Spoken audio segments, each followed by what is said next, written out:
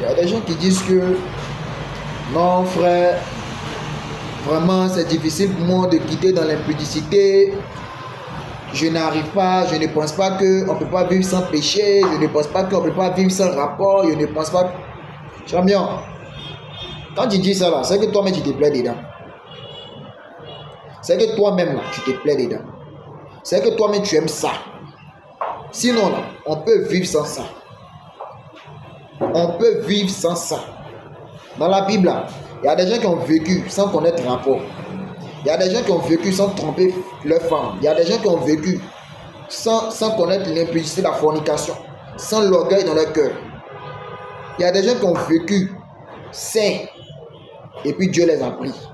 Ce n'est pas un mensonge, c'est la réalité. Si eux, ils ont pu faire ça là, c'est que toi tu peux faire.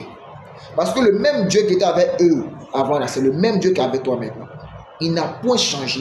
La Bible dit qu'il ne changera pas. Il est le même hier. Le même aujourd'hui sera le même demain. Tu es assis dans ta chambre. Que tu sais que tu as des envies. Tu as connaissance, tu as ton téléphone qui est là. Tu sais qu'automatiquement que l'esprit est là te pousser à faire des choses. Mais tu sors, tu n'es pas obligé de rester seul dans la chambre. Parce que si tu restes seul dans la chambre, là, tu vas forcément te masturber. Est-ce qu'on a oublié de te dire ça? On n'est pas obligé de te dire. Bon, tu es assis avec une fille. Tu sais que tu n'as pas envie d'avoir des rapports avec elle. Que c'est contraire à ce que Dieu veut. Mais tu es assis avec elle dans la chambre où tu as crié. Alors que même la Bible dit fuyez l'impudicité. Il n'a pas dit résister. Hein. C'est la seule chose qu'il a dit fuyez. Parce qu'il y a des trucs auxquels on ne peut pas résister. Mais tu es assis et puis tu te dis que je vais résister. Et puis des esprits, des pensées bizarres viennent dans ta tête. Et puis tu fais plus demain, tu dis non, j'ai fait. Nous tous on est passés par là. Arrivé un moment là, on a pris des décisions. On dit ça suffit, c'est bon. On te dit qu'on peut vivre sans ça. Lorsque les conditions se présentent à toi et puis tu sais qu'elles ne sont pas favorables à l'encontre de ce que Dieu veut là. Champion, tu quittes le lieu, est-ce que tu es obligé de rester? Mais tu restes quand ça arrive maintenant et puis tu dis que non, on ne peut pas, Dieu a permis. Moi-même là, je faisais ça, je vivais dedans. Arrivé un moment là, il a pris des décisions. Parce que quand tu te trouves dans ces conditions et puis tu dis Dieu aide-moi là. Tu penses que Dieu va quitter en haut pour venir t'aider? Non. Dieu t'a dit à faire comprendre que il y a des choses qui vont se passer.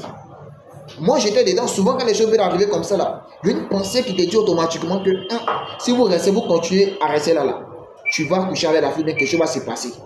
Donc automatiquement, lorsque la pensée vient là, tu quittes le lieu. Mais toi tu restes dedans. Et puis demain tu vas dire que non, tu n'arrives pas à sortir de la masturbation, de l'impudicité. Est-ce que quand tu vois les filles là, tu es obligé de te lever pour aller prendre leur numéro? Tu n'es pas obligé. Seigneur, il faut mieux te donner mon cœur. Il faut enlever ma tête sur cette fille là. Tu vois la fille même, tu mets ton tête, tu quittes moi. Est-ce que tu es obligé? Non. Quand on t'envoie des messages sur WhatsApp, Messenger, est-ce que tu es obligé de causer, d'aller loin dans la conversation? Non. Mais une fois que tu envoies photo, tu es gamé. Tu t'attends à quoi? Frère, tu t'attends à quoi? Tu t'attends à quoi? Et lorsqu'on finit de faire cela, on met la faute sur Satan, sur le diable. Satan n'a rien à voir là-dedans. Satan, là, il n'a plus rien à voir dans notre histoire. Lui, là, on l'a vécu depuis longtemps. Il n'a plus rien à voir dans cette histoire-là. C'est pour ça que Paul dit, vous n'avez pas à lutter contre la chair, mais des esprits, des désirs, pour dire que là, c'est vos désirs, vos pensées là, qui font que vous faites cela. La Bible dit même que ce sont tes pensées qui te poussent à pécher. Ce sont tes envies, les désirs de ta chair qui te poussent à pécher. Donc si tu ne veux plus pécher là, résiste aux désirs de ta chair. Prends des décisions d'autorité sur les désirs de ta chair. Mais tu continues, tu restes dedans, ça te plaît dedans, tu continues, puis demain tu vas venir que non, le diable. Le diable n'est pas responsable de ce que tu fais. Je suis désolé de te dire ça. Donc arrêtez de mettre tout sur le diable. Parce que le diable, là, il arrive à te manipuler que lorsque tu lui donnes l'accès à ta vie. Mais quelqu'un qui passe son temps à demeurer dans la prière, à marcher selon la parole, là, le diable va entrer dans sa vie comment?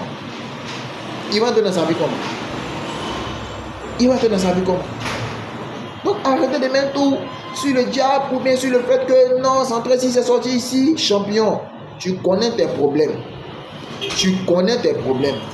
Il y a beaucoup de vidéos là, que les gens ont mis sur les réseaux sociaux pour te dire les conséquences de la masturbation, les conséquences de l'impudicité. Mais tu continues parce que tu n'as pas encore vu les conséquences. Mais je vais te dire, tu peux faire des rapports, tu peux te masturber, tu peux commettre des péchés où tu vas trouver que tu as fait, tu es dangereux, tu as couché avec la go, c'est fini.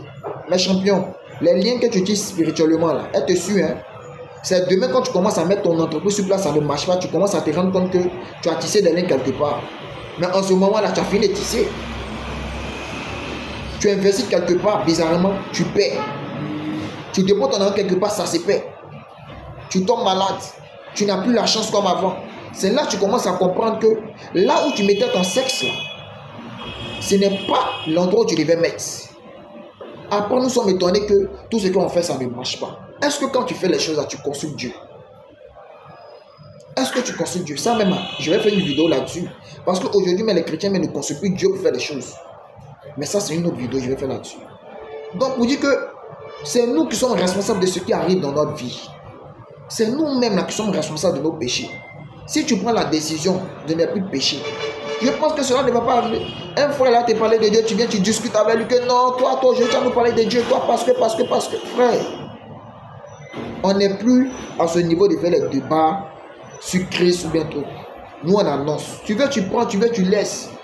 On te dit, voici ce que tu vas faire pour ne plus pécher. Tu veux, tu prends. Tu veux, tu laisses. Mais il faut savoir que l'heure, ça vient. Le moment va venir, toi et puis moi. Si Dieu nous avait grâce, nous avons vieilli. Hein? Mais tu veux pas, on va mourir. Soit je mets avant toi, soit tu mets avant moi. Mais c'est ce qu'on va dire quand on va arriver là-bas. Là. C'est ça qui est le plus important. Quand on va te faire sortir la télévision, puis on va te dire que, mais tu as fait ceci, tu as fait cela. Parce que même l'Apocalypse, dans l'Apocalypse, il est dit que chacun sera jugé selon ses actes. Hein? Chacun sera jugé selon ses actes. Donc chaque fois que tu lèves ta main pour prier ton Dieu, la même main que tu prends pour attraper, fesse pour caresser sein des filles que tu ne dois pas caresser, pour te masturber, tu prends pour faire des choses là. Tu vas lever cette main là devant Dieu pour témoigner de ce que tu as fait avec cette main là. Nous là, on a fini de te parler. Le reste là, c'est dans ton cœur. Donc, fais ce que tu veux. Les mains de Pilate.